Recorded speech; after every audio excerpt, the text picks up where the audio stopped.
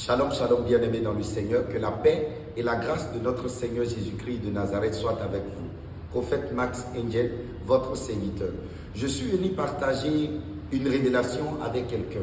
Je suis venu parler d'un thème spécial avec toi qui me suit présentement. Pendant que j'étais en train d'étudier la parole de Dieu, le Saint-Esprit de Dieu a attiré mon attention sur un fait. Vous savez, peu importe le nombre d'années que vous avez fait dans le Seigneur, peu importe le nombre d'années où vous êtes à l'église, vous devez comprendre une chose. En tant qu'enfant de Dieu, on ne doit pas être simple. On ne peut pas être simple. Bien-aimés dans le Seigneur, le monde dans lequel nous sommes est spirituel. Et tout ce qui nous entoure est spirituel. Tout ce qui se passe autour de nous, tout ce qui se passe même dans notre vie est spirituel. Et en tant qu'enfants de Dieu, nous ne devons pas rester simples. Nous sommes d'abord spirituels. Nous sommes d'abord esprits avant d'être dans la chair, avant d'être dans un corps. Vous savez, le corps que vous voyez n'est qu'une enveloppe que l'esprit que nous sommes a pris pour pouvoir habiter dans ce monde, pour pouvoir habiter sur la terre. J'aimerais que quelqu'un reconsidère sa vie spirituelle, reconsidère sa vie chrétienne. Sinon, il y a des choses qui vont se produire, il y a des choses qui se passent dans notre vie et nous ne comprenions pas, juste parce que nous sommes dans la chair. Écoutez, même avant que le diable lui-même ne vous déclare la guerre, qu'est-ce qu'il fait? Il vous fait quitter le règne spirituel pour vous amener dans la chair. Par les péchés, par les manquements, par tout ce que vous savez, le diable vous fait quitter votre règne spirituel pour vous amener dans la chair. Parce qu'il sait que ce n'est que dans la chair qu'il peut avoir le dessus sur vous. Alors, ne restez pas dans la chair. Ne restez pas vide. Ne restez pas simple. La Bible dit que Dieu nous a créés à son image et à sa ressemblance. Et il dit dans sa parole, je dis que vous êtes des dieux. Un Dieu n'est pas charnel. Un Dieu n'est pas simple. Jésus fut reçu par la foule, comme d'habitude, car tous l'attendaient. Et voici, il vint un homme nommé Jairus, qui était chef de la synagogue. Il se jeta à ses pieds et le supplia d'entrer dans sa maison, parce qu'il avait une fille unique d'environ 12 ans qui se mourait. À cet endroit, nous voyons une précision que le narrateur fait dans le texte. La fille n'était pas encore morte. Il est bien notifié ici que la fille se mourait. Pendant que Jésus y allait, il était pressé par la foule, donc touché de toutes parts par tous ceux qui l'entouraient, tous ceux qui étaient autour de lui. Alors, il y avait une femme atteinte d'une perte de sang depuis 12 ans et qui avait dépensé tout son bien pour les médecins sans qu'aucun ait pu la guérir. Elle s'approcha par derrière et toucha le bord du vêtement de Jésus. Au même instant, la perte de sang s'arrêta. Jésus dit, qui m'a touché? Comme tous s'en défendaient, Pierre et ceux qui étaient avec lui dirent, Maître, la foule t'entoure et te presse, et tu dis qui m'a touché? Mais Jésus répondit, quelqu'un m'a touché, car j'ai connu qu'une force était sortie de moi. Gloire à Dieu. Et la Bible dit plus tard, la femme se voyant découverte vint toute tremblante se jeter à ses pieds et déclara devant tout le peuple pourquoi elle l'avait touché et comment elle avait été guérie à l'instant. Jésus lui dit, ma fille, ta foi t'a sauvée, va en paix. Bien-aimés dans le Seigneur, dans cette histoire, nous remarquons que cette femme était malade depuis des années. Elle a dépensé tout son argent. Elle a fait tout ce qu'elle pouvait pour être guérie, mais elle n'en a jamais eu satisfaction. Et ce jour, elle a résolu dans son cœur, depuis sa maison, que quand elle touchera les pans des vêtements de Jésus, elle sera guérie, ce qui a été vraiment le cas. Mais je ne veux pas m'attarder sur la guérison de cette femme, mais je voudrais notifier quelques points, quelques révélations. Écoutez bien, la Bible nous relate ici que lorsque Jésus est sur le point d'aller dans la maison de Jairus pour guérir sa fille qui se mourait, une femme est passée par derrière et a touché le pan du vêtement de Jésus. Et cette femme a été guérie. Bien-aimée dans le Seigneur, Jésus s'est arrêté Le Seigneur s'est arrêté et il a dit, quelqu'un m'a touché. Ses disciples étaient étonnés, d'autant plus que tout le monde le pressait de tous les côtés. Ils se sont demandé, mais Seigneur, avec le monde qui t'entoure, comment peux-tu dire que quelqu'un t'a touché? Tout le monde te touche. Tous ceux qui sont près de toi te touchent d'une manière ou d'une autre. Mais Jésus a repris la parole et il insiste sur le fait que quelqu'un l'a touché. Et cette fois-ci, il va un peu plus loin. Il ajoute, quelqu'un m'a touché et une force est sortie de moi. Oh, quelqu'un dit Amen. Bien-aimés dans le Seigneur, tous autant que nous sommes, nous sommes des enfants de Dieu.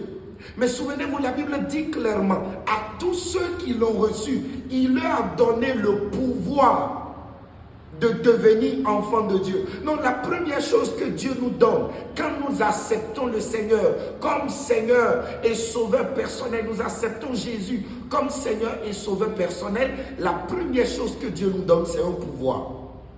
Et le pouvoir, c'est quoi? C'est une force surnaturelle qui vous est donnée pour accomplir une tâche donnée. Donc la première chose que Dieu donne à tous ceux qui reçoivent Jésus comme Seigneur et Sauveur personnel, c'est un pouvoir. Et ce pouvoir, cette force-là que Dieu nous donne, c'est ce qui nous rend spirituels, c'est ce qui nous rend mystiques, c'est ce qui nous rend surnaturels.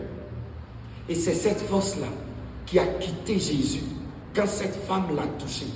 Je voudrais remarquer quelque chose ici. Peut-être, toi et moi, peut-être nous avions été déjà touchés par quelqu'un. Peut-être la force qui fait de nous, qui nous sommes, enfants de Dieu que nous sommes, peut-être cette force nous a quittés à un moment donné. Bien-aimé dans le Seigneur, quand le pouvoir de devenir te quitte, peu importe ce que tu fais, tu ne peux pas réussir. Pour réussir dans n'importe quel domaine de notre vie, nous avons besoin du pouvoir. Et quand cette force te quitte, tu ne peux pas connaître le succès. Alléluia. Je voudrais dire à quelqu'un ce soir, Dieu merci pour Jésus. Lui, il a su d'abord qu'il avait une force en lui, jusqu'au point où, quand ça l'a quitté, il a réalisé que la force n'est plus là. Est-ce que toi qui me suis présentement, est-ce que toi, tu as réalisé même que tu as une force? Est-ce que tu es conscient même que tu as un pouvoir en tant qu'enfant de Dieu? Bien-aimé dans le Seigneur, que la religiosité ne gagne pas nos cœurs, que la religion ne tue pas le christianisme, qui est un courant de puissance dans lequel nous sommes. La Bible est claire là-dessus. La Bible dit clairement, le royaume de Dieu ne consiste pas seulement en parole, mais en démonstration de puissance. Pour pouvoir démontrer une puissance, il faut avoir un pouvoir. Pour démontrer la puissance, il faut avoir une force surnaturelle en nous. Bien-aimé dans le Seigneur, moi je ne sais pas qui t'a touché. Mais si tu ne connais pas le succès dans ta vie, c'est qu'il s'est passé quelque chose avec la force surnaturelle que Dieu t'a donnée. Jésus s'est arrêté, il a dit, quelqu'un m'a touché. Les disciples voulaient le persuader de partir dans la maison de Jairus, mais il a insisté sur le fait que quelqu'un l'avait touché et une force est sortie de lui. Alléluia. Ce que nous oublions, c'est ceci. Si Jésus ne réalisait pas que la force qui faisait de lui qui il était, le pouvoir qui lui était donné par Dieu et qui faisait de lui qui il était, qui pouvait lui permettre de ressusciter les morts, de guérir les malades, de guérir les aveugles, de guérir les paralytiques, de chasser les démons, s'il n'avait pas réalisé que cette force l'avait quitté et qu'il continuait son chemin jusqu'à la maison de Jairus, oh, ce serait catastrophique. Parce que la chose en lui qui devrait l'aider, qui pouvait l'aider, la chose en lui, grâce à laquelle il pouvait ressusciter, même si cette fille était déjà morte, la chose là a été volée par cette dame. La dame était impure, d'autant plus qu'elle perdait le sang. Et à cause de son état, quand elle a touché Jésus, elle a rendu le Seigneur à cet instant impur. Et elle a fait sortir de Jésus quelque chose. Qui t'a touché, bien-aimé dans le Seigneur? Qui t'a touché pour que ta vie soit comme ça? Alléluia. Qui t'a touché pour que ta vie connaisse autant de difficultés? Je voudrais notifier quelque chose ici. J'ai fait une remarque. C'est peut-être difficile pour plusieurs personnes à comprendre, mais c'est quand même une remarque pertinente. Pour la guérison de cette dame, il a été question que Jésus soit dépouillé. C'est comme ça que nous rencontrons des gens sur notre chemin. Il y a plusieurs personnes que nous rencontrons sur le chemin de notre destinée. Et pour eux, leur délivrance, vous devez perdre quelque chose. Pour la délivrance de cette dame, pour la guérison de cette dame, Jésus devrait perdre sa force, devrait perdre son pouvoir. Combien d'entre nous n'avions pas perdu quelque chose à cause de ceux qui rentrent dans notre vie?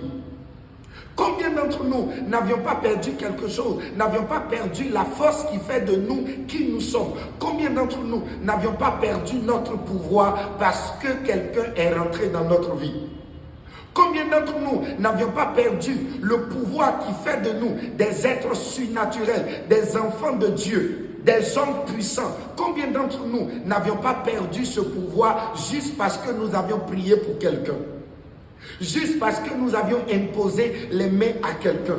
Combien d'entre nous n'ont pas connu des affaires qui ont commencé par dégringoler? Combien d'entre nous n'avions pas connu la sécheresse financière? Combien d'entre nous n'avions pas vu nos assemblées rentrer dans des problèmes, dans des tempêtes? Combien d'entre nous n'avions pas vu toute notre vie basculer juste parce que nous avions prié pour quelqu'un sur la vie de qui il y avait déjà une réclamation?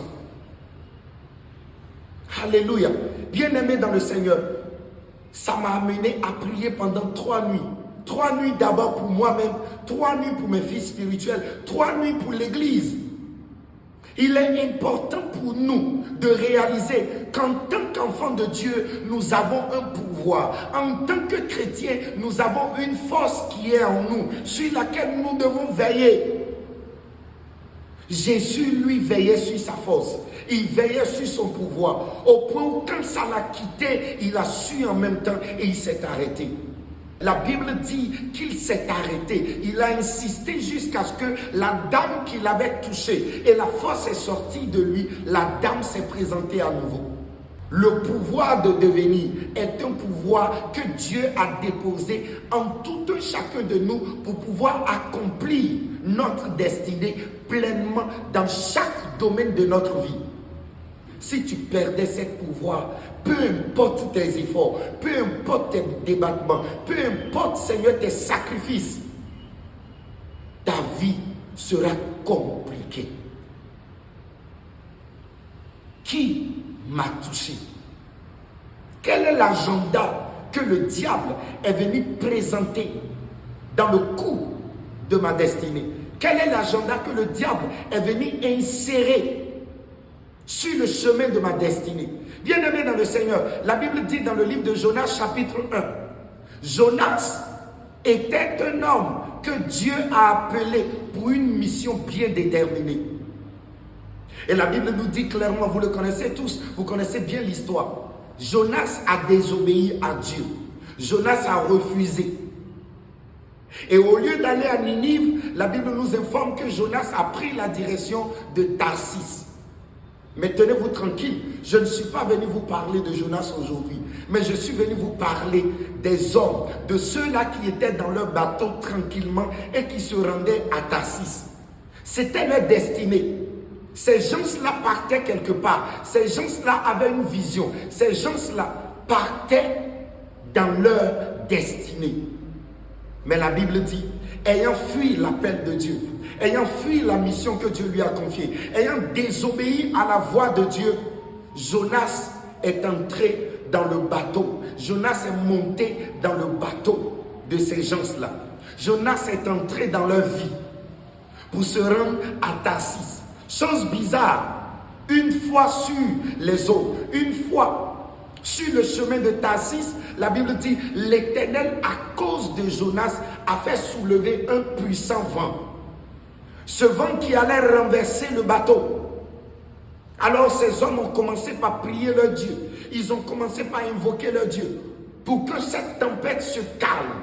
Mais à leur grande surprise, plus ils priaient, plus la tempête devenait encore plus puissante, plus forte.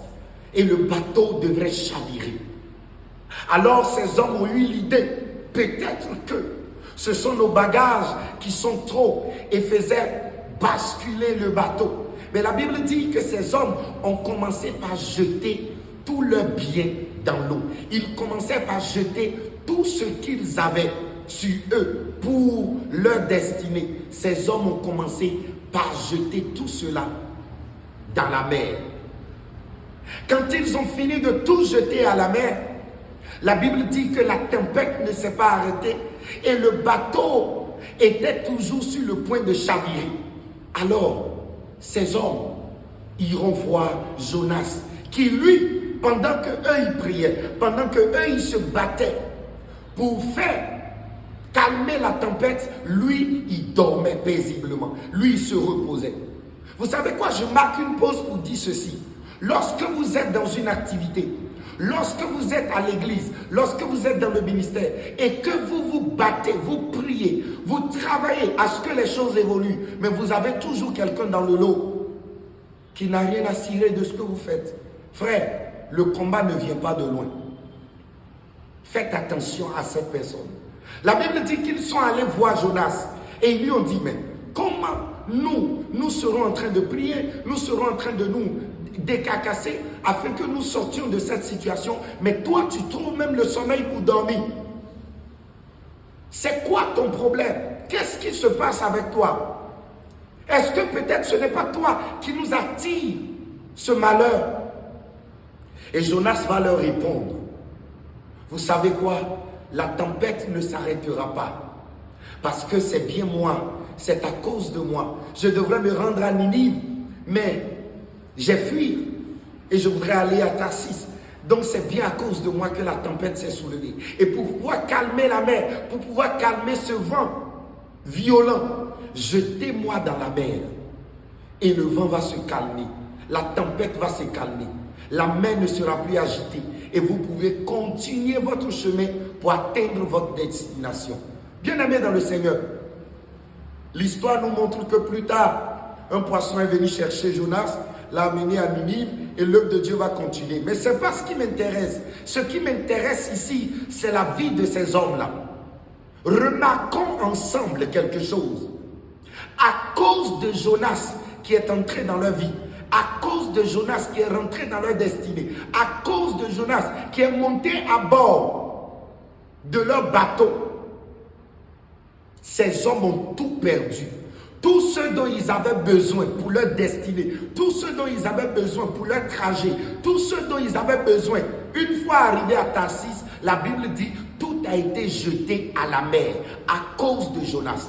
Il y a des personnes, quand ils arrivent dans votre vie, ce ne sont pas forcément des mauvaises personnes, ce ne sont pas forcément des personnes sataniques, ce ne sont pas forcément des personnes démoniaques. Non, Jonas était un enfant de Dieu. Jonas était quelqu'un en qui Dieu s'est investi. Jonas était quelqu'un sur qui Dieu comptait. Donc une personne même sur qui Dieu compte et qui ne veut pas obéir à Dieu peut rendre votre vie compliquée.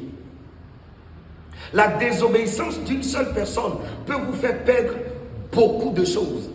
La désobéissance de Jonas a fait perdre à ces hommes tout ce qu'ils avaient dans leur vie pour leur destinée, tout ce qu'ils avaient pour leur voyage jusqu'à Tarsis. La désobéissance de Jonas leur a fait perdre tout cela. Bien-aimés dans le Seigneur, pour la délivrance de certaines personnes que vous rencontrez sur votre chemin, ça peut vous coûter votre entreprise, ça peut vous coûter vos finances, ça peut vous coûter votre mariage, ça peut vous coûter votre ministère. Nous devons avoir le discernement de qui nous fréquente, qui est avec nous, avec qui nous sommes associés, avec qui nous sommes en affaires. Qui est-ce que nous avons rencontré sur le chemin de notre destinée? Bien-aimés dans le Seigneur, l'arrivée de Jonas dans la vie de ces hommes leur a fait perdre beaucoup de choses. Le temps que ces hommes devraient mettre pour aller à Tarsis, ils en ont eu maintenant à perdre assez de temps à cause de Jonas. Il y a de ces personnes, quand ils rentrent dans notre vie, au lieu que nous connaissions de l'ascension, tout commence par regresser. Nous perdons le temps, nous perdons de l'énergie, nous perdons notre force. Nous perdons notre bien, nous perdons nos biens, nous perdons notre pouvoir. Alléluia. Alléluia. À cause de Jonas, ces hommes ont tout perdu. Peut-être à cause de ton ami, ton mariage est parti en fumée. À cause de tes fréquentations, ton ministère a connu un coup grave. À cause de tes nouveaux amis, tes finances ont commencé par chuter. Bien-aimé, chaque personne transporte une énergie donnée. Chaque personne transporte l'aura qui lui correspond. Une personne avec qui vous vous mettez, qui n'a pas une énergie qui vous correspond, va rendre votre vie compliquée. Nous devons nous armer de discernement. Le discernement s'impose dans notre vie. J'aimerais marquer une pause pour dire à tout un chacun de nous, vendredi prochain, à partir de 22h, au tabernacle de Yahweh, nous allons prier. Nous allons prier et l'esprit des prophètes sera au milieu de nous. Et l'Éternel va se manifester puissamment. Bien-aimé, je t'invite, toi qui me regardes en ce moment, toi qui me suis en ce moment précis, je t'invite à ne manquer sous aucun prétexte ce grand rendez-vous du vendredi prochain à partir de 22h au tabernacle de Yahweh. Qui m'a touché? Qui t'a touché? Quel est l'agenda du diable qui a été inséré dans ta vie? Quel est l'agenda du diable qui est venu changer le cours de ta destinée?